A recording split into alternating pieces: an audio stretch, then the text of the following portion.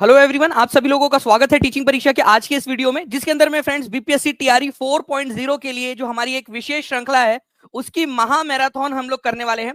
मैं आपको बता दूं फ्रेंड्स कि ये सेशन आप लोगों ने पूरा देखना है। इस सेशन के तुरंत बाद आप लोगों को एक लिंक मिलेगी, जिस लिंक के अंदर में आप लोग टेस्ट दे सकते हो। तो इस सेशन को पूरा अच्छे से देखिए आप सभी लोग। ये महा मैराथन है और आप लोगों को पहले ही क्वेश्चन से पता चल जाएगा कि कितना जो है एक जबरदस्त सेशन हम लोग यहाँ पर में कंडक्ट करने वाले हैं।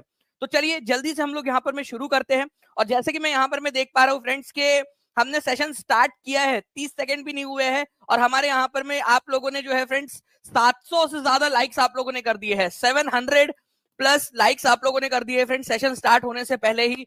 बहुत बहुत शुक्रिया। प्लीज हाथ ऊपर कर देंगे जितने भी लोग थे, डेडिकेटेड बच्चे जिन्होंने फ्रेंड्स अपना अपना जो है यहाँ पर में योगदान दिया था इस सेशन को आगे बढ़ाने के लिए। इन सभी लोगों को ये सेशन समर्पित, पूरा का पूरा सेशन आप इन 700 बच्चों को समर्पित।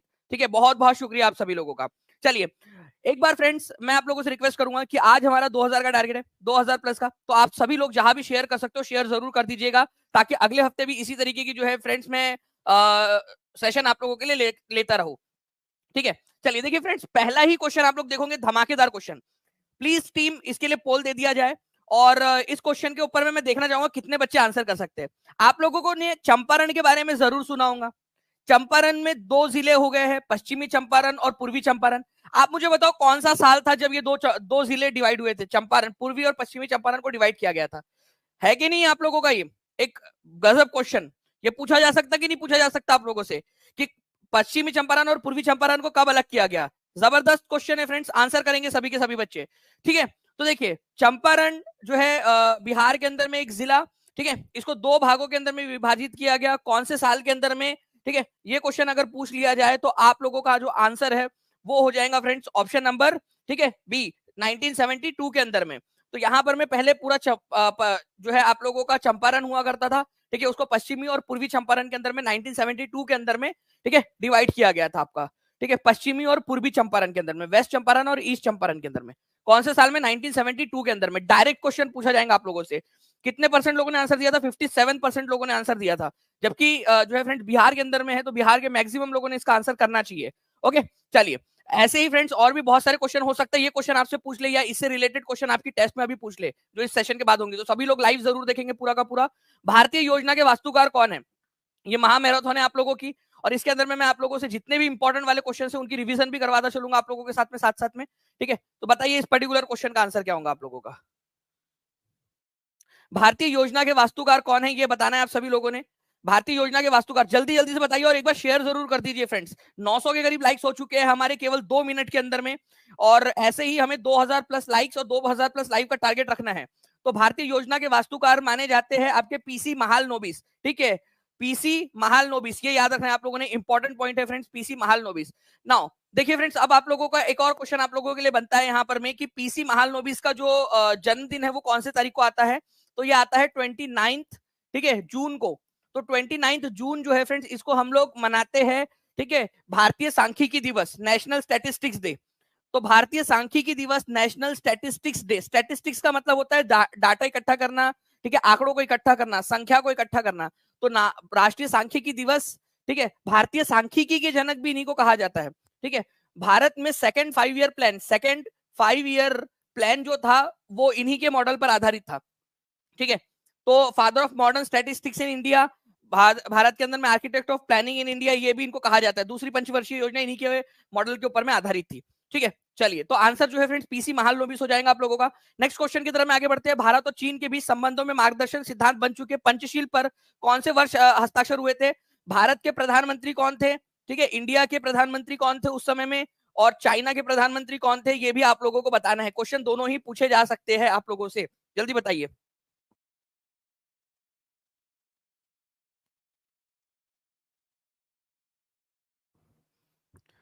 ओके, तो भारत और चीन के बीच संबंधों में मार्गदर्शन सिद्धांत बन चुके पंचशील पर वर्ष ब्लैंक में हस्ताक्षर किए गए थे। ठीक है, तो आंसर क्या हो जाएगा आप लोगों का फ्रेंड्स? ठीक है, 1954, 1953, 1955, 1952। ये क्वेश्चन बार बार पूछा जाता है। आंसर हो जाएगा फ्रेंड 1954 के अंदर में। A is the correct answer, please इसको याद रखिएगा। और भारत और चाइना के बीच में हुए थे। भारत के प्रधानमंत्री थे पंडित जवाहरलाल नेहरू उस समय में, और चाइना के पहले प्रधानमंत्री उस समय के चाउ एन लाई, ठीक है, चाउ एन लाई, ठीक है, इनके बीच में हुआ था।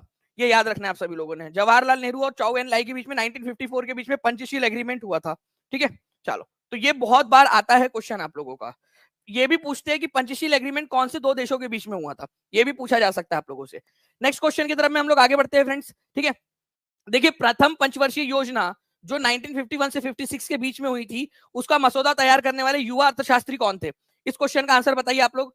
और ये भी क्वेश्चन जो है फ्रेंड्स एक हाई लेवल क्वेश्चन है, जो बिहार की कई सारी एग्जाम्स के अंदर में आ चुका है, इसी वजह से यहाँ पर मैं आप लोगों के लिए लिया है।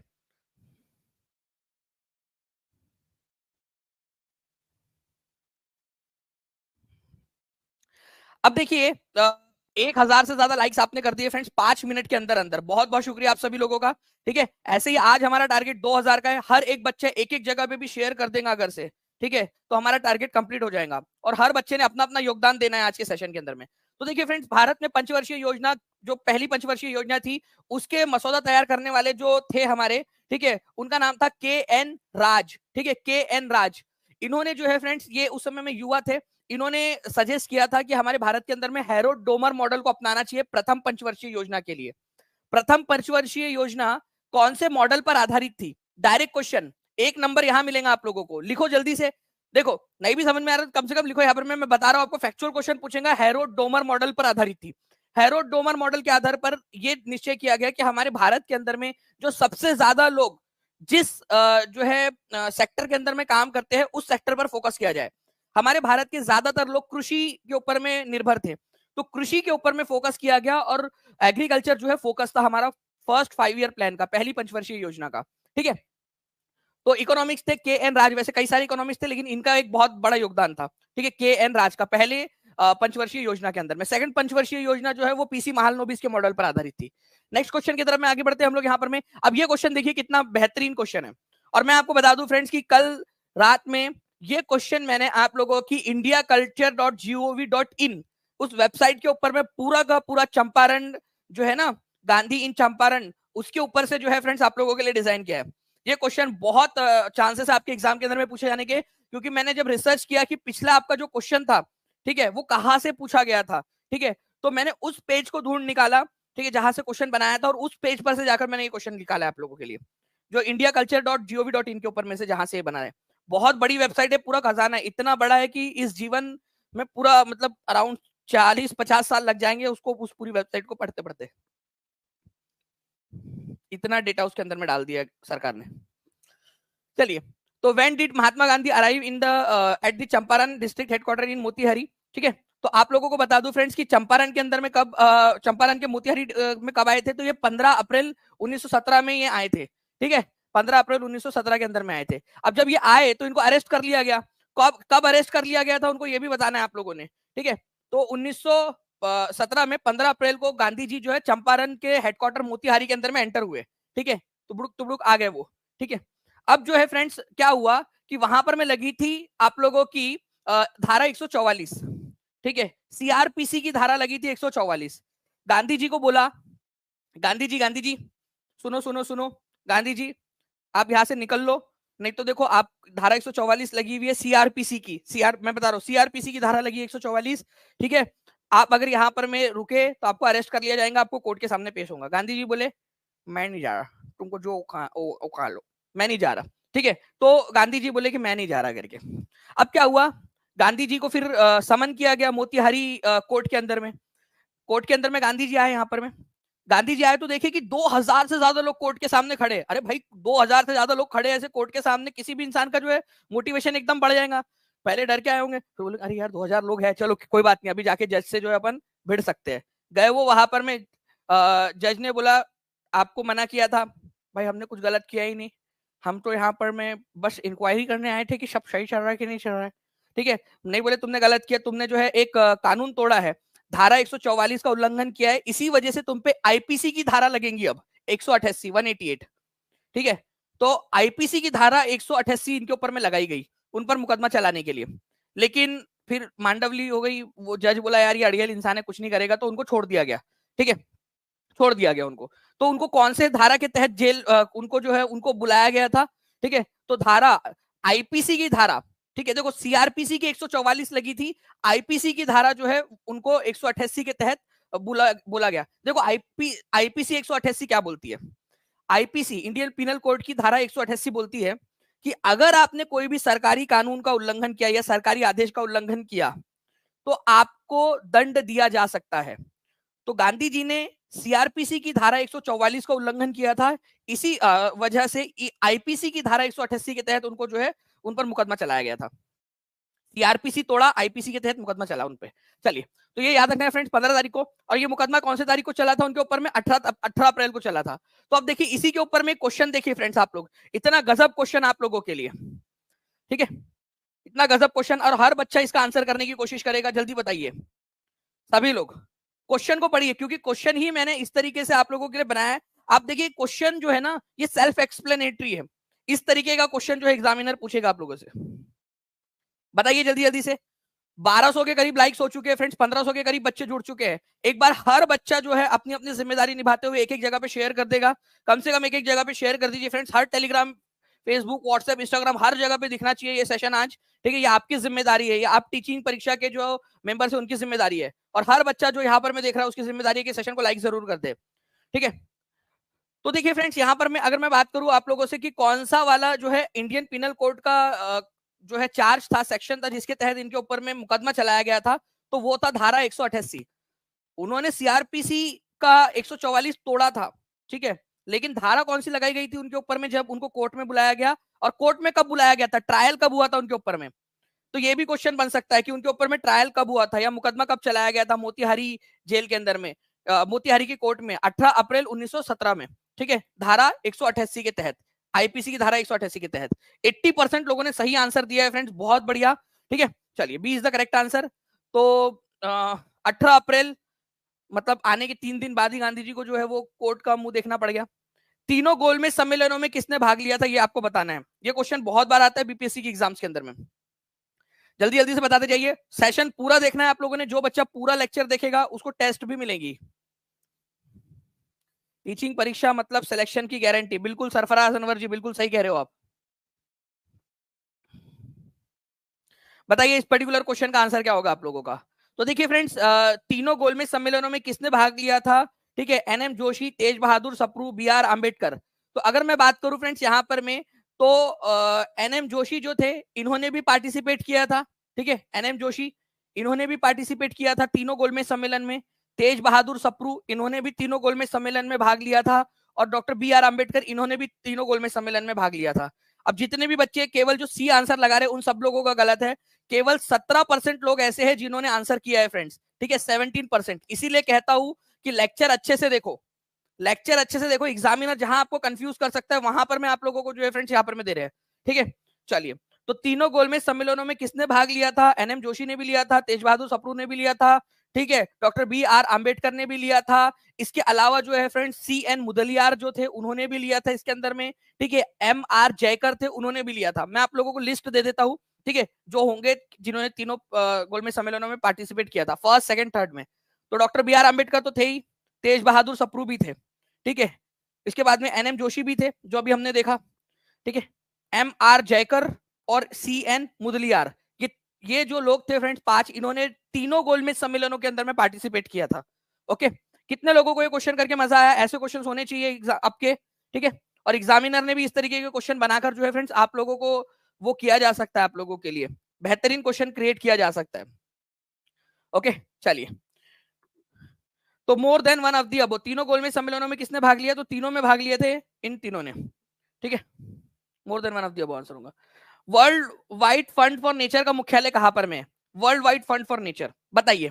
ये मैंने आप लोगों को पेड क्लास के अंदर में भी करवाया हुआ है फ्रेंड, टीचिंग परीक्षा के 4.0 की पेड क्लास के अंदर में, जिसके अंदर में हम लोग रैंक बूस्टर सीरीज, जिसके अंदर में हम लोग जो है फ्रेंड्स नॉलेज कैप्सूल, ठीक है, आप लोगों का परसों से नॉलेज कैप्सूल्स भी शुरू होने वाला है, जितने भी बच्चे हैं, ठीक है, उनका फिर से। तो ये सारी चीजें जो है फ्रेंड्स आप लोगों के लिए मिल रही है और कंटिन्यूअसली आप लोग आगे बढ़ रहे हो। तो जितने भी बच्चे जो टीआरई 4.0 क्लियर करना चाहते हैं, ठीक है, और अपना सिलेक्शन सुनिश्चित करना चाहते हैं, वो सभी के सभी बच्चे जो है टीचिंग परीक्षा के कोर्स के साथ में जुड़ सकते हैं। मैं आपको बता दूं आज स्पेशल, ठीक है, 51% ऑफ आप लोगों के लिए है फ्रेंड्स, आज और कल के लिए। तो आज जो है फ्रेंड्स, आज जितने भी बच्चे हैं वो लोग स्पेशल 51 कूपन का इस्तेमाल करके कोर्स के अंदर में एनरोल होकर जो है पढ़ाई शुरू कर सकते हैं अपनी। और 5 तारीख को आप लोगों की जो संकल्प टेस्ट है, उसके लिए अपने आप को जो है और ज्यादा मजबूत कर सकते हैं। अभी भी समय 5 दिन का, अच्छे से करिए और मेहनत करके जो है फ्रेंड्स उस टेस्ट के अंदर में अच्छा परफॉर्म करने की कोशिश कीजिए। तो world Wide Fund for Nature का जो मुख्यालय है वो आप लोगों का स्विट्जरलैंड के अंदर में मिलेगा। इसका इसका जो लोगो है उसमें कौन सा जानवर है ये आप लोग मुझे बताइए जल्दी से। तो हेडक्वार्टर जो है फ्रेंड्स ग्लैंड स्विट्जरलैंड के अंदर में है, ये याद रखना है आप सभी लोगों ने। World Wide Fund for nature gland नाम की एक जगह है स्विट्जरलैंड में, वहां पर में इसका हेडक्वार्टर है। बहुत ही इंपॉर्टेंट क्वेश्चन है, ठीक है, इसको याद रखिएगा आप सभी लोग। World Wide Fund for nature, ठीक है, 1961 में इसकी स्थापना हुई थी। पर्यावरण को बचाने के लिए ये एक बहुत ही प्रमुख संस्था है। ओके चलिए, उसके अलावा जो है friends PETA, people for ethical treatment of animals, PETA, इसका हेडक्वार्टर कहां पर में है? नॉर्फोक, ठीक है, नॉर्फोक वर्जीनिया यूएसए के अंदर में इसका हेडक्वार्टर है। धीरे धीरे धीरे धीरे याद हो जाएगा। एनिमल राइट्स के लिए इसमें कौन सा वाला जानवर है वो भी बता दीजिए पेटा के लोगों के अंदर में, ठीक है, जल्दी बता देंगे आप सभी लोग। 1350 लाइक्स हो चुके हैं फ्रेंड्स, केवल 750 लाइक्स हम लोग दूर है हमारे टारगेट से। तो हर एक बच्चा अपना अपना जो है यहाँ पर में कंट्रीब्यूशन देता रहेगा। नाउ नेक्स्ट क्वेश्चन की तरफ में आगे बढ़ने से पहले बता दूं आप लोगों को स्पेशल 51 इस कोर्स के बाद में आप लोग जो है जाकर दे सकते हो फ्रेंड्स। स्पेशल 51, ठीक है, इसके अंदर में लगा के, और आप लोगों को बता दूं कि इसके अंदर आप लोगों को जितने भी कोर्सेस है आप लोग उन सभी में लगा सकते हो। बीपीएससी टीआरई 4.0 के अंदर में जितनी भी चीजें, इवन आपकी संकल्प टेस्ट, वो भी इसके अंदर में फ्री ऑफ कॉस्ट है आप लोगों के लिए। और साथ ही साथ जितने भी प्रीमियम फीचर्स आप लोगों को दिए जा रहे हैं वो सारे के सारे टीआरई 4.0 के बैच के अंदर में आप लोगों को फ्री मिल जाएंगे। 5 तारीख को आप लोगों की संकल्प टेस्ट है, उससे पहले जितना पढ़ सकते हो पढ़ लीजिए। ऐसा समझिए कि ओरिजिनल एग्जाम है, इसी बहाने आपकी पढ़ाई होगी, ये समझ लो। एग्जाम के पहले ही पढ़ाई होती है, तो जो बच्चा समझ लेगा, अच्छे से पढ़ाई करेगा, वो आगे बढ़ेगा। तो किसी राज्य में विधान परिषद की स्थापना और समाप्ति का प्रावधान भारतीय संविधान के किस अनुच्छेद में दिया गया, ये भी आप लोग आंसर कर दीजिए जल्दी से, ठीक है।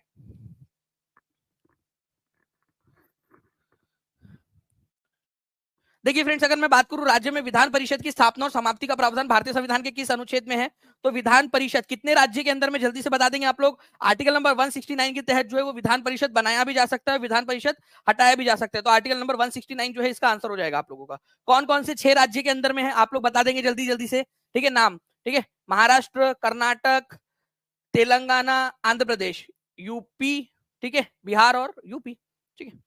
चलिए नाउ फ्रेंड देखिए, भारतीय प्रायद्वीप की सबसे ऊंची पर्वत चोटी कौन सी है, ये क्वेश्चन पूछा गया है। अभी देखिए आप लोगों के लिए एक बहुत ही बेहतरीन वाला क्वेश्चन आने वाला है, ठीक है, और मुझे उम्मीद है कि आपको ये क्वेश्चन बहुत ज्यादा पसंद आएगा। अभी एक क्वेश्चन है आप लोगों के लिए,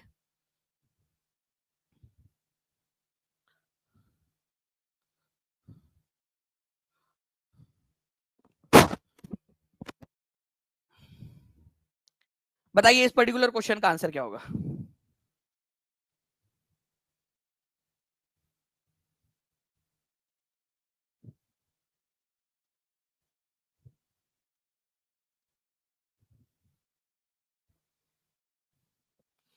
भारतीय प्रायद्वीप, देखिए प्रायद्वीप का मतलब होता है फ्रेंड्स ये वाला नीचे वाला हिस्सा जो है, जो 3 तरफ से पानी से घिरा हुआ होता है ना, उसको प्रायद्वीप कहते हैं।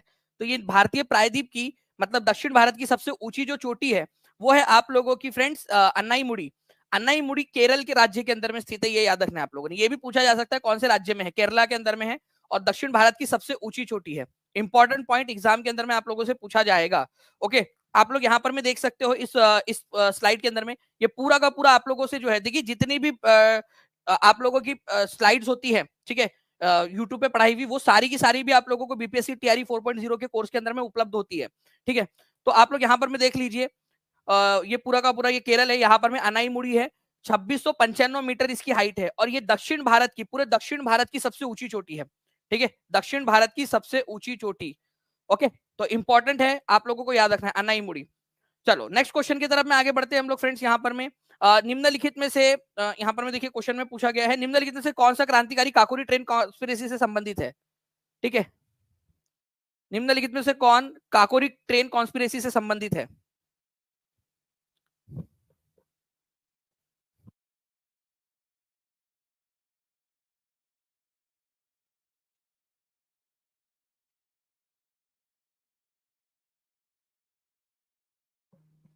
निम्नलिखित में से कौन सा क्रांतिकारी काकोरी ट्रेन कॉन्स्पिरेसी से संबंधित नहीं था, ठीक है, नहीं था बोला है आप लोगों से। अशफाक उल्ला खान थे, राम प्रसाद बिस्मिल थे, ठीक है। प्रफुल्ल चाकी जो है फ्रेंड्स, ये आपका मुजफ्फरपुर बॉम्ब कॉन्स्पिरेसी जो है उससे रिलेटेड थे। मुजफ्फरपुर बॉम्ब कॉन्स्पिरेसी कब हुई थी, जल्दी बताइए आप लोग मुझे। मुजफ्फरपुर बॉम्ब कॉन्स्पिरेसी कब हुई थी, ये क्वेश्चन आप लोगों को बताना है।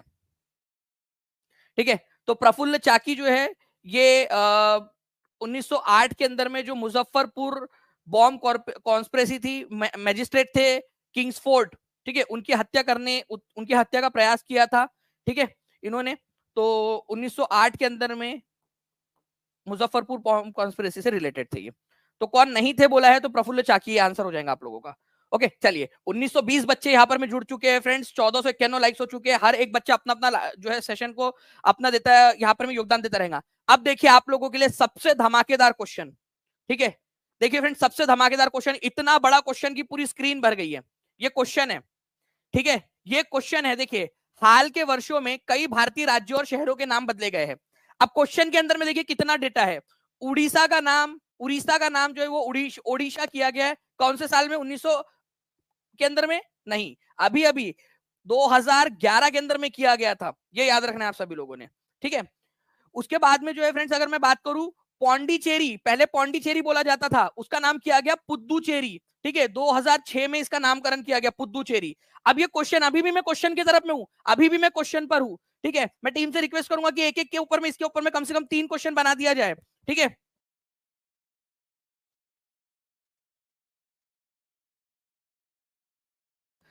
बॉम्बे जो है फ्रेंड्स, इसका नाम, जो बॉम्बे सिटी था उसका नाम मुंबई किया गया आपका 1995 में। बॉम्बे सिटी का नाम बदल के मुंबई किया गया 1995 में। मद्रास जो शहर था उसका नाम चेन्नई किया गया 1996 के अंदर में। कलकत्ता का नाम किया गया कोलकाता 2001 के अंदर में। और बेंगलोर जो था उसका नाम बेंगलुरु किया गया 2007 के अंदर में। अब देखिए आप लोग, ये पूरा का पूरा डेटा अभी भी क्वेश्चन में है, अभी भी क्वेश्चन में है हम लोग। और यहां पर में देखिए अब बोला गया है, अब करंट अफेयर का क्वेश्चन, एज पर द रिसेंट रिजोल्यूशन, अभी अभी हाल फिलहाल में, जुम्मा जुम्मा 1 महीना हुआ है, ठीक है। आपका केरल की लेजिस्लेटिव असेंबली ने क्या किया, एक नया प्रपोजल दिया कि केरल का नाम चेंज कर दो। उन्होंने क्या नाम रखने के लिए बोला है, चलो बताओ, देखते कितने लोग आंसर कर पाते हैं। केरल का नाम बदलकर क्या करने बोला गया है, केरलम, केरला, ठीक है, केरलन, केरला। बताइए क्या नाम रखने के लिए बोला गया है उनका, क्या नाम उन्होंने सजेस्ट किया है, जल्दी बताइए। इनमें से कोई नहीं, तो आप लोगों को बताना क्या नाम सजेस्ट किया उन्होंने। ये क्वेश्चन करंट अफेयर का क्वेश्चन है आपका। ये तो आप लोगों को क्वेश्चन के माध्यम से इतनी जानकारी दे दी, अब इसके ऊपर में जो है लगातार, ठीक है, आप लोगों से 5 क्वेश्चन पूछेंगे। मैं टीम से रिक्वेस्ट करूंगा कि जल्दी से लगा दीजिए। और कितने लोग रेडी है इस चैलेंज को एक्सेप्ट करते, हाथ ऊपर कर दीजिए जल्दी से। 2000 से ज्यादा बच्चे देख रहे हैं यहाँ पर में।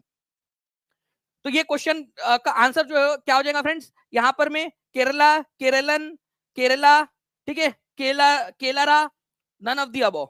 आंसर क्या होगा इस पर्टिकुलर क्वेश्चन का। ये बहुत ही बढ़िया क्वेश्चन है फ्रेंड्स, मुझे पर्सनली ये क्वेश्चन बहुत पसंद आया, ठीक है।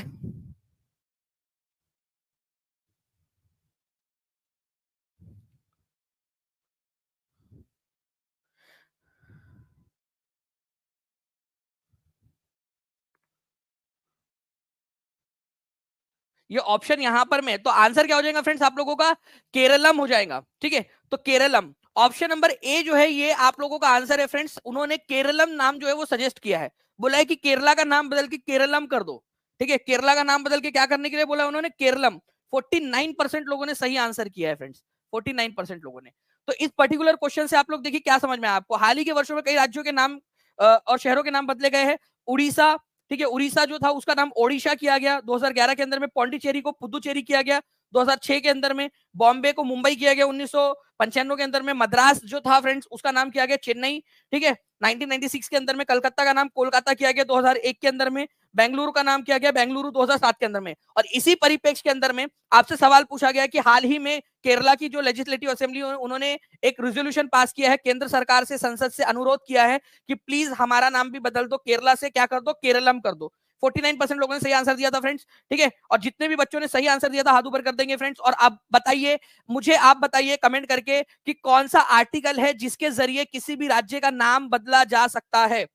नाम बदलने के लिए कौन सा लाग जो है, ठीक है, कौन सा नाम है, कौन सा आर्टिकल है जिसके जरिए जो है भारत के अंदर में किसी भी राज्य का, किसी भी टेरिटरी का नाम जो है वो बदला जा सकता है। तो आर्टिकल नंबर जो है फ्रेंड्स 3 हो जाएगा इसका आंसर, ठीक है। तो भारत के संविधान का आर्टिकल नंबर 3 जो है ये कहता है कि अगर किसी भी राज्य का, कोई भी राज्य है, ठीक है, उसका जो है आप लोगों को जो है उसका एरिया बदलना है, उसकी बाउंड्री बदलनी है, उसका नेम बदलना है एग्जिस्टिंग स्टेट का, तो आप लोग आर्टिकल नंबर 3 का इस्तेमाल करोगे। तो अनुच्छेद 3 जो है ये क्या करता है, भारत का पहला शेड्यूल जिसके अंदर में राज्यों के नाम, यूनियन टेरिटरीज के नाम दिए गए हैं, वहां पर में चेंज कर देता है उनका नाम जाकर।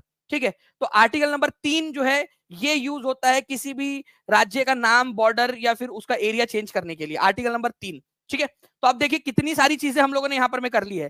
चले अभी यहाँ पर में एकदम राइड के ऊपर में, सुपर फास्ट राइड के अंदर में जल्दी से 1661 हो चुके हैं फ्रेंड, 2000 का टारगेट हमें कंप्लीट करना है लाइक्स के अंदर में। ठीक है, तो हर एक बच्चा जो है सेशन को अपना अपना जो है योगदान देता रहेगा, तो हम लोग जल्दी से सुपर फास्ट राइड के ऊपर में चलते हैं। अब चलिए जल्दी से बताइए, ओडिशा का आधिकारिक नाम ओडिशा कौन से साल में किया गया, जल्दी बताइए, एकदम फास्ट आंसर करना है आप लोगों ने।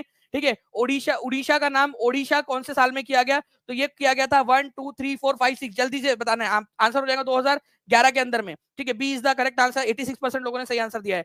बॉम्बे का नाम मुंबई किस वर्ष किया गया, जल्दी बताइए आप सभी लोग, बॉम्बे का नाम मुंबई किस वर्ष किया गया, सभी बच्चों ने आंसर करना है। और सेशन पसंद आ रहा है तो सेशन को लाइक करते रहिए, ताकि आप लोगों के लिए इसी तरीके के सेशंस लाते जो है हम लोग। ठीक है, 2100 से ज्यादा बच्चे देख रहे हैं, 1716 लाइक्स हो चुके हैं, 2000 का टारगेट कंप्लीट करना है। हर एक बच्चा जहां भी शेयर कर सकता है शेयर कर देगा। ठीक है, तो आंसर जो है फ्रेंड्स क्या हो जाएगा यहाँ पर में, 1995 के अंदर में हुआ था। मद्रास का नाम चेन्नई किस वर्ष रखा गया, उसके अगले साल। पहले मुंबई का नाम, बॉम्बे का नाम मुंबई हुआ, फिर मद्रास का नाम चेन्नई हुआ। ठीक है, 1996 के अंदर में, इसको भी आप लोग याद रख लीजिएगा। कमेंट के अंदर में आंसर करते रहिए सभी लोग, पोल ना दीजिए टीम प्लीज, सभी लोग कमेंट के अंदर में आंसर करते रहेंगे। ठीक है, कलकत्ता का आधिकारिक रूप से नाम कोलकाता किस वर्ष किया गया। जितने भी बच्चे सेशन को लाइक करने के साथ में चैनल को सब्सक्राइब भी करते रहिए फ्रेंड, जिन्होंने भी चैनल को सब्सक्राइब नहीं किया है, ताकि आपको इसी तरीके से और भी बहुत सारी जो चीजें है वो मिलती रहे। ठीक है, तो कलकत्ता का आधिकारिक रूप से नाम कोलकाता किस वर्ष रखा गया, तो ये रखा गया था 2001 के अंदर में। देखिए एक क्वेश्चन से मैंने कितनी सारी चीजें आप लोगों को याद करवा दी है। ठीक है, नेक्स्ट क्वेश्चन की तरफ में आगे बढ़ते हैं। बैंगलोर का नाम बेंगलुरु का किस वर्ष किया गया, बैंगलोर था पहले नाम इसका, लेकिन अब इसका नाम हो गया बेंगलुरु। ठीक है, अभी भी लेकिन अपन लोग ऐसे नॉर्मल भाषा में बैंगलोर बोल देते, लेकिन उसका एक्चुअल नाम बेंगलुरु है। ठीक है, तो बेंगलुरु जो है फ्रेंड्स ये नाम कब किया गया था, 2007 के अंदर में। ठीक है, 2007 में। नेक्स्ट क्वेश्चन, केरल विधानसभा द्वारा हाल ही में पारित प्रस्ताव के अनुसार केरल राज्य का नया प्रस्तावित नाम क्या है। चलिए एक क्वेश्चन और कर लेते हैं, इसी के ऊपर में रिवीजन आप लोगों की, इसी क्वेश्चन के ऊपर में रिवीजन आप लोगों की। कमेंट में आंसर करते रहेंगे हर कोई बच्चा, चैनल को सब्सक्राइब भी जरूर करते रहिए आप सभी लोग, ताकि इसी तरीके के जो सेशन है आप लोगों को मिलते रहे।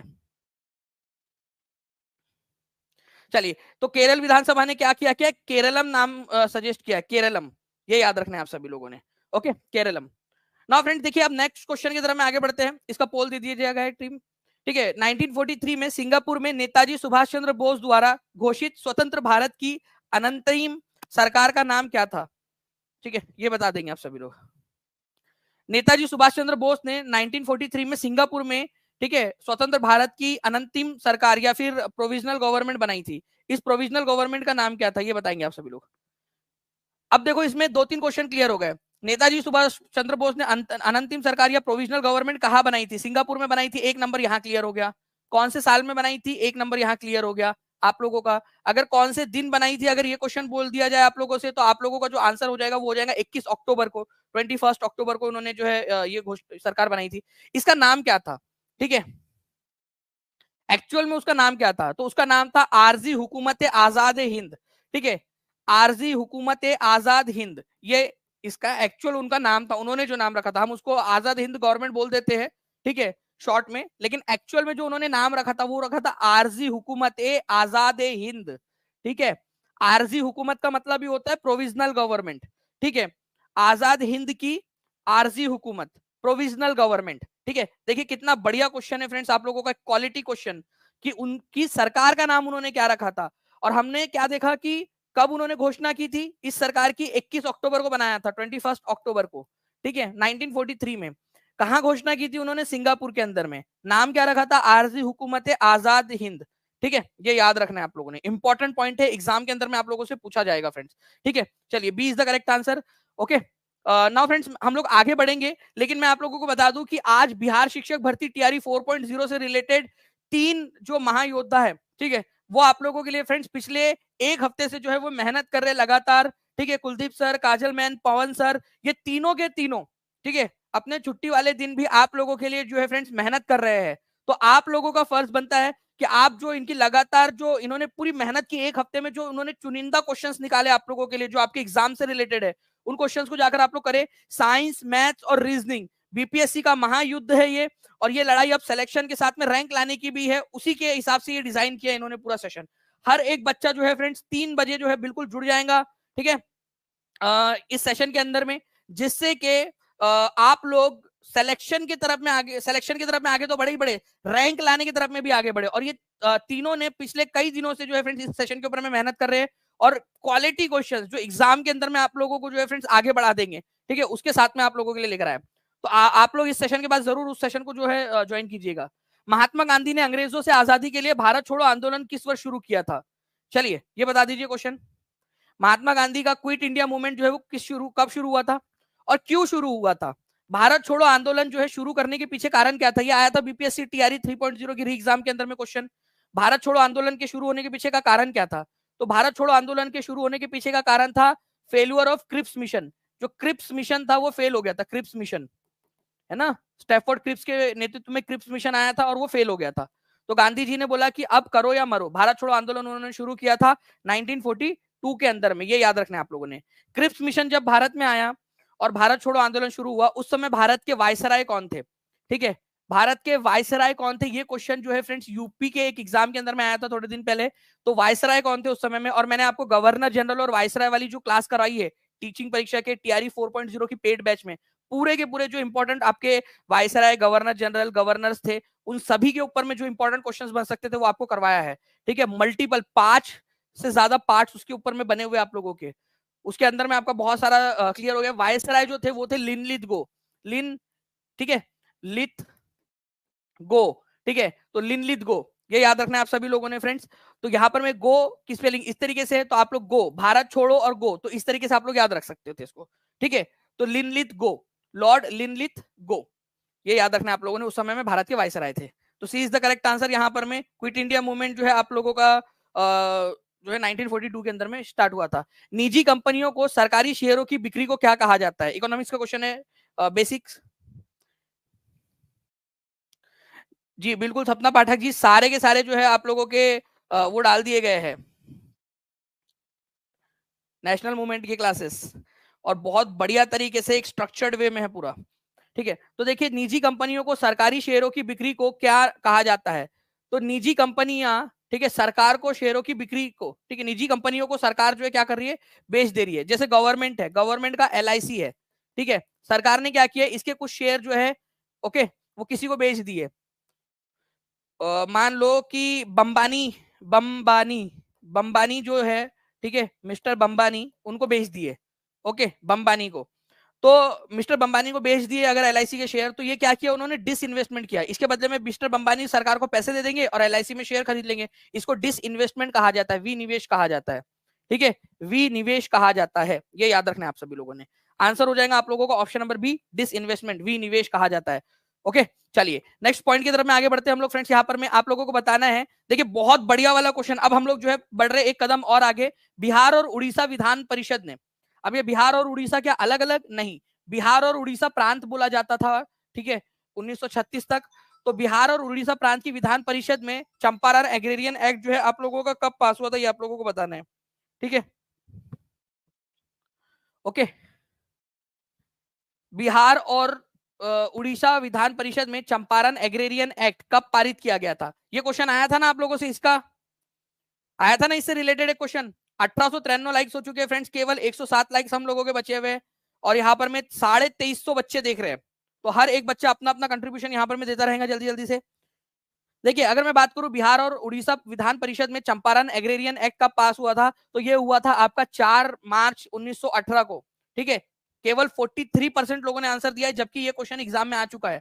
और मैं आपको बता दूं कि पेड क्लास के अंदर में मैंने इसको आपकी रैंक बूस्टर सीरीज में कवर किया है। कितने लोग थे उस क्लास के अंदर में जिसमें मैंने इसको बहुत स्पेसिफिकली बार बार आपको याद करवाया था? डेट याद कर लो, डेट याद कर लो।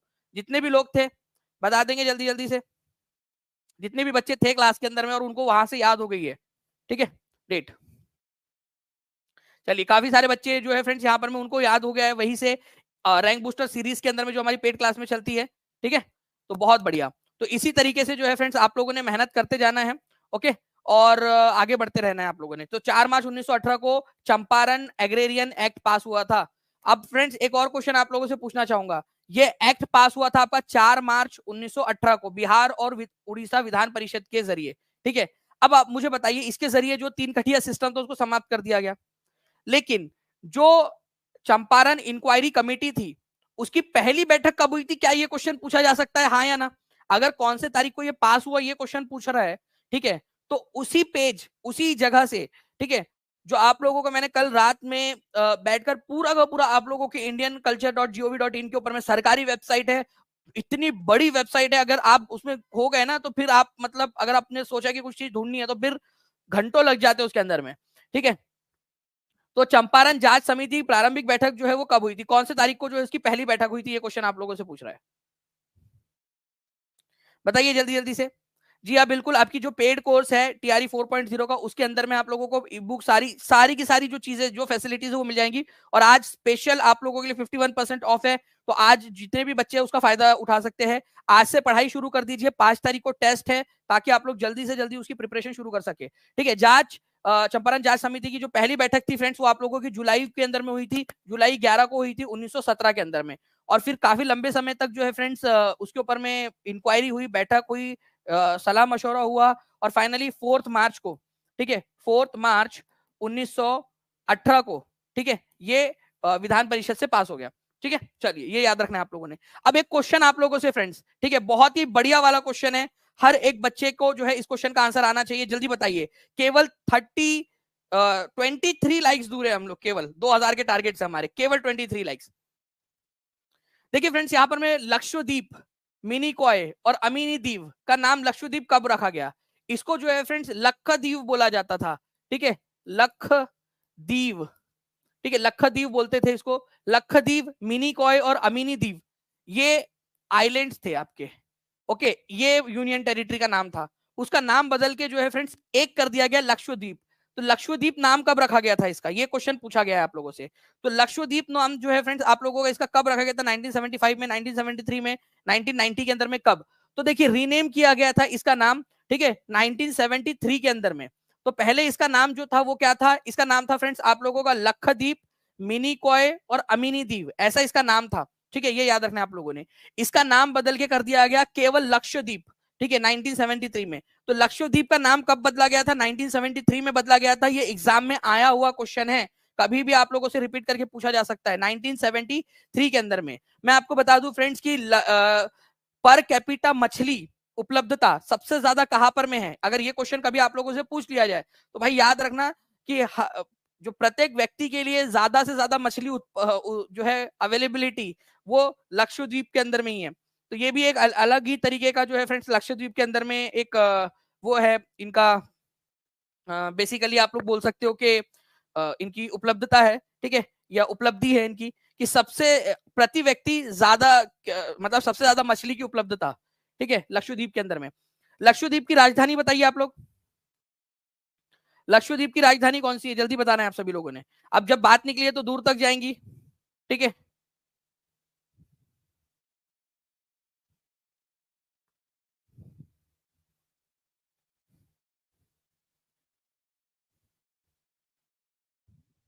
बहुत बढ़िया फ्रेंड्स, आप लोगों के आंसर आ रहे हैं, लक्षद्वीप की राजधानी है कावारत्ती, कावारत्ती। अच्छा चलिए मान लीजिए कि आप लोग लक्षद्वीप के अंदर में रहते हो, कितने लोग जो है लक्षद्वीप में शिफ्ट होना चाहते हैं, हाथ ऊपर कर दीजिए जल्दी जल्दी से। कितने लोग हैं जो लक्षद्वीप में जाकर शिफ्ट हो जाना चाहते हैं? अगर मान लो आप लक्षद्वीप में जाकर शिफ्ट हो गए और आप लोगों के ऊपर में मुकदमा चलने लगा कि भाई जितने भी बच्चे जिन्होंने सेशन को अभी तक लाइक नहीं किया है उन लोगों की जो है वो जॉब के ऊपर में अभी वो खड़ा हो गया कि यार आप लोग जो है बिल्कुल वो नहीं हो, ठीक है, रिस्पॉन्सिव नहीं हो आप लोग, उन लोगों के ऊपर में मुकदमा चलने लगा। अब आप लोग कौन से हाई कोर्ट में जाओगे? ठीक है, जिन लोगों ने कर दिया लाइक उनके ऊपर में कोई दिक्कत नहीं है, ठीक है। जिन लोगों ने नहीं किया, मान लीजिए कि वो यार वो रिस्पॉन्सिव नहीं हो, तुम लोग जो है बस ले लेते हो, देते नहीं हो कुछ भी, ठीक है। तो लक्षद्वीप जो है फ्रेंड्स उसके ऊपर में अगर आप रहते हो और अगर आपको हाई कोर्ट जाना रहा तो आप जाओगे फ्रेंड्स केरला हाई कोर्ट के अंदर में, केरला हाई कोर्ट के अंदर में। तो लक्षद्वीप का जो हाई कोर्ट का एरिया आता है वो किसके ज्यूरिसडिक्शन में आता है? तो केरला के अंदर में आता है, ये याद रखना है आप लोगों ने, ठीक है। केरला हाईकोर्ट के अंदर में आता है। तो अगर लक्षद्वीप का कोई भी व्यक्ति उसको हाईकोर्ट में जाना है तो केरला हाईकोर्ट के अंदर में उसको जाना पड़ेगा, ठीक है। ये कई बार होता है, कई सारे न्यूज में भी आता है, लक्षद्वीप के जो सांसद थे उनको डिस्क्वालीफाई कर दिया गया था, तो फिर वो केरल हाईकोर्ट गए थे, ठीक है। तो इस तरीके से जो है फ्रेंड्स कई बार एग्जाम में भी आ जाता है कि लक्षद्वीप का हाईकोर्ट का ज्यूरिसडिक्शन किसके पास में, तो केरल के पास में। नाउ फ्रेंड नेक्स्ट क्वेश्चन की तरफ में आगे बढ़ते हैं आप लोगों के। जीवाश्मों के आधार पर मानव का उत्पत्ति केंद्र कौन सा, जल्दी से बता दीजिए। ये क्वेश्चन कई बार कराया मैंने, मैं चाहता हूं कि आप लोग कर लीजिए, क्योंकि 3 बार ये पीपीएससी टीआरई में आया हुआ क्वेश्चन है, अलग अलग शिफ्ट में 3 बार, और आगे में भी पूछे जाने की संभावना है। तो जीवाश्मों की उत्पत्ति के आधार पर जो है फ्रेंड्स आप लोगों का इसका केंद्र कहां पर में माना जाता है आप लोगों का, तो जीवाश्मों के आधार पर मानव की उत्पत्ति का केंद्र अफ्रीका की रिफ्ट वैली माना जाता है, ठीक है। ये याद रखना है आप सभी लोगों ने, अफ्रीका की रिफ्ट वैली। अफ्रीका की रिफ्ट वैली कहां मिलेंगी आपको, ये इस इलाके में मिलेंगी, अफ्रीका के दक्षिणी भाग के अंदर में, पूर्वी दक्षिणी भाग के अंदर में आप लोगों को मिलेंगी अफ्रीका की रिफ्ट वैली। मतलब हमारे जो पूर्वज है उनकी उत्पत्ति इस इलाके के अंदर में हुई थी, फिर वो पूरी दुनिया में फैल गए, ठीक है, मानवों की उत्पत्ति। ओके, चलिए। Now friends, cultural contact between two communities is called, दो कम्युनिटीज के बीच में जो कल्चरल कॉन्टैक्ट होता है उसको क्या कहा जाता है, ये बताना है आप लोगों ने। मतलब दो कम्युनिटी है, अलग अलग कम्युनिटी है, उनके बीच में जब कॉन्टैक्ट होता है और वो कल्चर का आदान प्रदान करती है तो उसको क्या कहते हैं।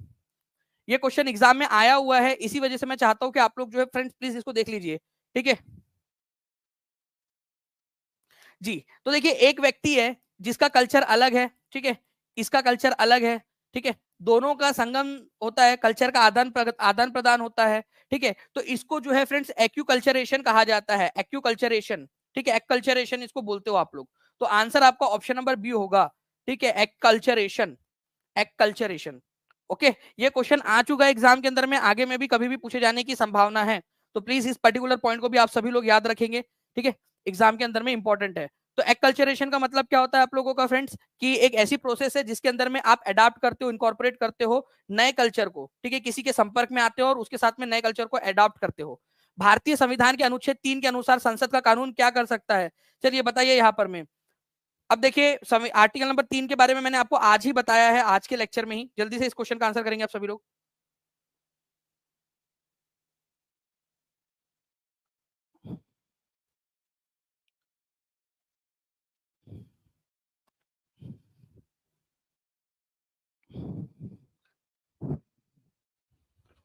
देखिए, अगर हम लोग बात करेंगे फ्रेंड्स आर्टिकल नंबर 3 की, तो आर्टिकल नंबर 3 के अनुसार, ठीक है, वॉर से रिलेटेड तो इसका कोई लेना देना है नहीं, तो वॉर वाला जो है पॉइंट आप लोग हटा दीजिए, ठीक है।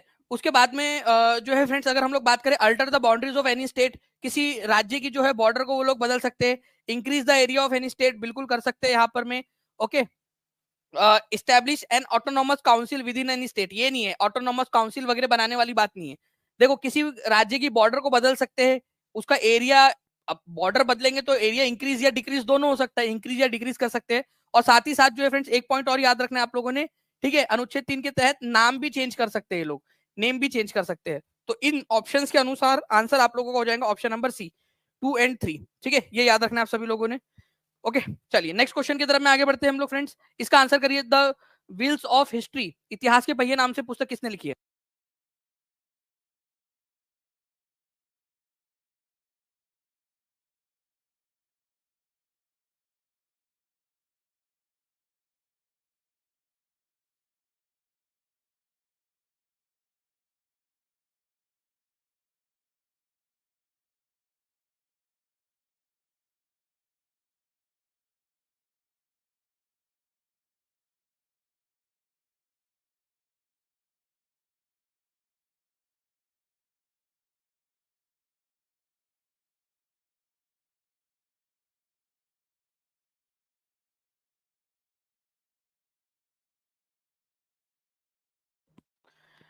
The book name Wheels of History was written by whom, ठीक है।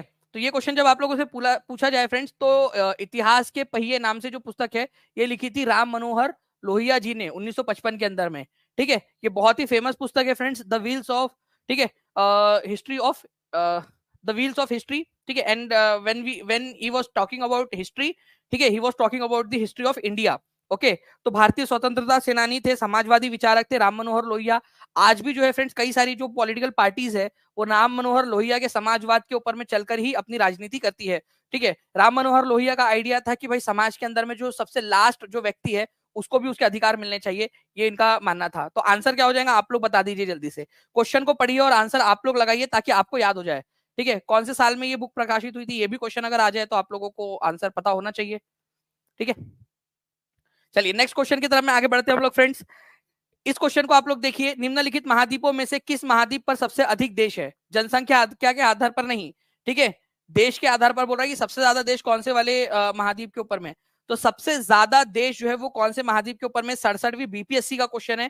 और जो वन लाइनर आप लोगों को दिया गया है फ्रेंड्स, ठीक है, वन लाइनर जो बीपीएससी टीआरई 4.0 की पेड बैच में आपको वन लाइनर फ्री दिया गया है, उसके अंदर में भी ये डाला गया है क्वेश्चन आप लोगों के। तो आप लोग उसको अच्छे से, उसका पूरा अच्छे से आनंद लीजिए, अच्छे से पढ़ाई कीजिए, आप लोग जो है सफलता की तरफ में आगे बढ़ते जा रहे हो, बढ़ते जा रहे हो जितने भी बच्चे हैं। ठीक है, तो महाद्वीपों में से किस महाद्वीप पर सबसे अधिक देश है, तो अफ्रीका महाद्वीप के ऊपर में जो है फ्रेंड्स सबसे अधिक देश है। ठीक है, तो आप देख सकते हो ये पूरा अफ्रीका का मैप है, और अफ्रीका के ऊपर में जो है फ्रेंड्स रिकॉग्नाइज्ड, जिनको मान्यता दी गई है, ऐसे 54 कंट्रीज है सबसे ज्यादा। ठीक है, सबसे ज्यादा 54 कंट्रीज है, ये याद रखेंगे आप सभी लोग। ओके, चलिए 2400 से ज्यादा बच्चे यहाँ पर देख रहे हैं फ्रेंड्स, 2200 से ज्यादा आप लोगों ने लाइक कर दी है, बहुत बहुत शुक्रिया आप सभी लोगों का फ्रेंड्स। ठीक है, एक सिंह युक्त गेंडा किस राज्य का ग्रह, मतलब किस राज्य के अंदर में रहता है, उसका ग्रह राज्य कौन सा है, मतलब सबसे ज्यादा वहां पर में पाया जाता है, एक सिंह वाला गेंडा है, वन हॉर्न राइनो। वहां पर में उनके आवास के लिए काजीरंगा नेशनल पार्क भी बनाया गया है। 90% जो है वो वन हॉर्न राइनोज यहीं पे मिलते हैं आपको काजीरंगा नेशनल पार्क के अंदर में। तो वन हॉर्न राइनो जो है आप लोगों का फ्रेंड्स आसाम के अंदर में, ये याद रखना है आप लोगों ने। ठीक है, चलिए नेक्स्ट क्वेश्चन की तरफ में हम लोग आगे बढ़ते हैं फ्रेंड्स। यहाँ पर में हमारे, ठीक है, एक सिंह युक्त गेंडा आसाम के अंदर में काजीरंगा के अंदर में मिलता है, ये याद रखना है आप सबने। नेक्स्ट क्वेश्चन की तरफ में आगे बढ़ते हैं, निम्नलिखित में से कौन सा वन्य जीव अभयारण्य गोवा में स्थित है। अब देखिए ये सारे के सारे आप लोग बता सकते हो, मैंने आप लोगों को पहले भी बताया हुआ है कि इस तरीके के क्वेश्चंस को आप बहुत ही आसानी से डील कर सकते हो, ट्रिक बताया था मैंने आपको इनको याद करने की। ठीक है, बताइए इस पर्टिकुलर क्वेश्चन का आंसर क्या होगा। ओके, तो देखिए भगवान महावीर वन्य जीव अभयारण्य ये गोवा के अंदर में है। ओके, चिनार वाइल्ड लाइफ सेंचुरी आप लोगों का केरला के अंदर में, आपने बोला था छी मैं जो है करेला नहीं खाऊंगा, ठीक है, तो केरला के अंदर में है। ठीक है, केरला का नाम बदल के जो है आप लोगों को बताना है कि क्या करने का निर्णय लिया जा रहा है। इंटरव्यू आइलैंड, इंटरव्यू के लिए अगर आपको अंडमान निकोबार भी जाना पड़े तो आपको जाना चाहिए, अंडमान एंड निकोबार। ठीक है, दंडेली, अगर आप नाटक करोगे तो दंड मिलेगा कर्नाटका में, कर्नाटका। ठीक है, कितने लोगों को याद आ गया, चारों के चारों याद करा दिए ना आप लोगों को। ठीक है, चलिए, तो भगवान महावीर वाइल्ड लाइफ सेंचुरी, भाई गोवा जाएंगे मस्त है कि भगवान महावीर की तरह शांति मिलेंगी एकदम, मतलब शांति देवी वाली शांति नहीं, वो शांति मतलब वो वाली मन की शांति। ठीक है, तो भगवान Mahavir wild life sanctuary Goa के अंदर में, ठीक है, इसीलिए ज्यादातर लोग गोवा जाना चाहते हैं। चलिए, तो ये आप लोगों ने याद रख लिया फ्रेंड्स। नेक्स्ट क्वेश्चन की तरफ में आगे बढ़ते हैं हम लोग। एक सिंह वाला गेंडा जो है फ्रेंड्स इन इलाकों में पहले पाया जाता था, अभी तो चलो उधर में काजीरंगा और आसाम के इलाके में पाया जाता है। किस आंदोलन के दौरान बिहार विद्यापीठ की स्थापना की गई, बताइए बिहार विद्यापीठ। तो कि बिहार विद्यापीठ जो है फ्रेंड्स बिहार के कौन से डिस्ट्रिक्ट के अंदर में, ये भी आंसर आप लोग कर सकते हो। ठीक है, बिहार विद्यापीठ बिहार के कौन से जिले के अंदर में है, जल्दी बताइए आप लोग। सृष्टि क्यू जी उसकी प्रिंट परमिशन नहीं है, मैंने पहले ही बता दिया था उसके अंदर में, वो कॉम्प्लीमेंट्री आपको एक्स्ट्रा दिया गया है वो। ठीक है, तो बिहार विद्यापीठ जो है फ्रेंड्स आप लोगों को याद रखना है, जब हमारे भारत के अंदर में, ठीक है, असहयोग आंदोलन चल रहा था, ठीक है, उस समय में नॉन कॉपरेशन मूवमेंट के समय में फ्रेंड्स बिहार विद्यापीठ की स्थापना हुई थी पटना के अंदर में। बिहार विद्यापीठ कहां पर में था, कहां पर में बनाया गया था, सदाकत आश्रम, अगर आप लोगों को पता हो तो। ठीक है, सदाकत आश्रम, सदाकत सदाकत आश्रम के अंदर में जगह दी गई थी इसको बनाने के लिए, आश्रम के अंदर में, सदाकत आश्रम के अंदर में। मुझे बताइए कि सदाकत आश्रम जो है फ्रेंड्स, ये आप लोगों को बताना है कि किसने जो है किसका था ये सदाकत आश्रम। ठीक है, सदाकत आश्रम की स्थापना किसने की थी, वेरी गुड फ्रेंड्स। ठीक है, मौलाना मजरुल हक। ठीक है, कभी अगर सदाकत आश्रम से आ जाए तो मौलाना, मौलाना मजर मजर मजरुल हक, ठीक है, ये जो थे गांधीवादी नेता थे, मौलाना मजहरुल हक, गांधी जी के विचारों के ऊपर चलने वाले। इन्होंने जो है फ्रेंड्स सदाकत आश्रम की स्थापना की थी और सदाकत आश्रम में बिहार विद्यापीठ की स्थापना के लिए इन्होंने जगह दी थी। ये याद रखना है आप सभी लोगों ने। असहयोग आंदोलन, नॉन कॉपरेशन मूवमेंट जब चल रहा था उस समय में इसकी स्थापना की गई थी। ठीक है, ये याद रखेंगे आप लोग। जहां भी शेयर कर सकते हो शेयर कर देंगे फ्रेंड्स। मैं आपको बता दूं कि आज जो है फ्लैट 51% आप लोगों के लिए ऑफ चल रहा है। जितने भी बच्चे 5 तारीख के लिए आप लोगों की संकल्प टेस्ट है 5 तारीख को, ठीक है, जिसके अंदर में टीचिंग परीक्षा में जितना भी सिलेबस हुआ है उन सिलेबस के ऊपर में आप लोगों की टेस्ट होंगी। इसमें रैंक बूस्टर जो सीरीज हुई है, कैप्सूल हुआ है, हर चीज से मैं सवाल पूछूंगा आप लोगों से। ठीक है, तो आप लोगों को क्या करना है, 200 नंबर की टेस्ट है, ठीक है, पूरी। तो आपके लिए जो है फ्रेंड्स एक मौका है अच्छा सा पढ़ने का, क्योंकि एग्जाम के समय में ही आप लोग पढ़ते हो। आप इसको ऐसा समझ के पढ़िए कि एक्चुअल एग्जाम है आप लोगों की। ओके, सिलेबस जो है मैंने बता दिया कि जो भी टीचिंग परीक्षा के अंदर में जितना भी सिलेबस हुआ है वो सारा का सारा आप लोगों का जो है उसके अंदर में रहेगा। ठीक है, जो भी चीजें हो चुकी है उसके अंदर में।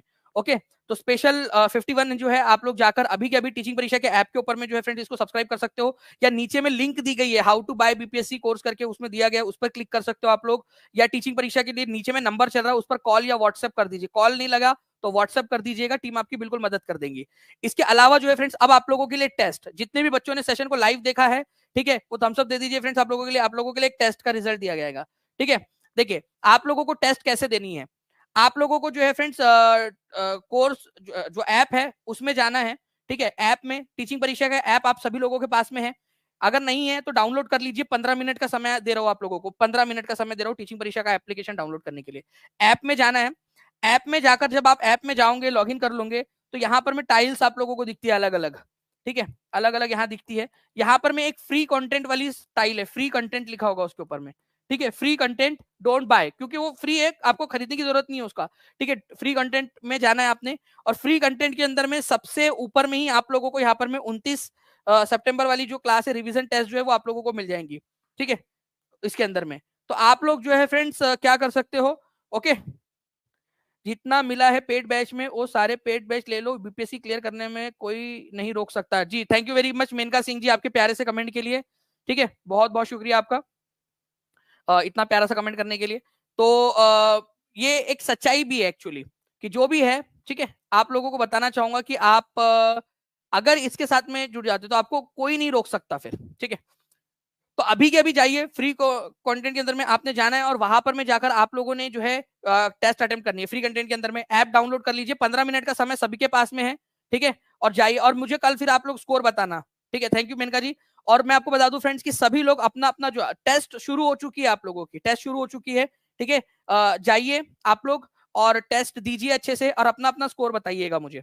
ठीक है, अपना अपना स्कोर बताना आप लोग कल। ठीक है, चैलेंज एक्सेप्ट करते हो आप लोग, लाइव आया कीजिए। जब भी मैं आप लोगों को लाइव बुलाऊं लाइव आया कीजिए। आप लोगों के पास में जो है फ्रेंड्स 2:45 तक का समय रहेगा।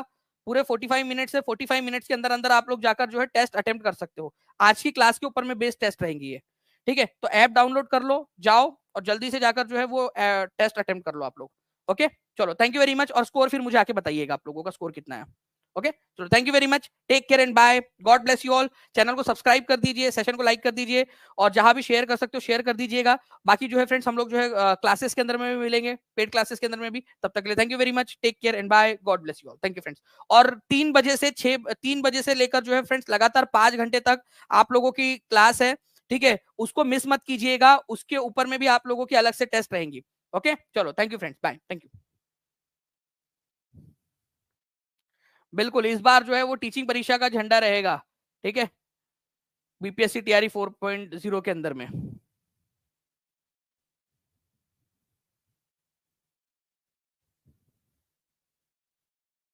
दानिश सर से जुड़िए, सब मास्टर बनने का सपना पूरा कीजिए। चलो थैंक, क्या बात है। इस बार बीपीएससी में टीचिंग परीक्षा का झंडा लगे रहेगा, बिल्कुल सही बात है संगीता कुमारी जी। ओके, चलो thank you very much friends, bye, God bless you all, thank you.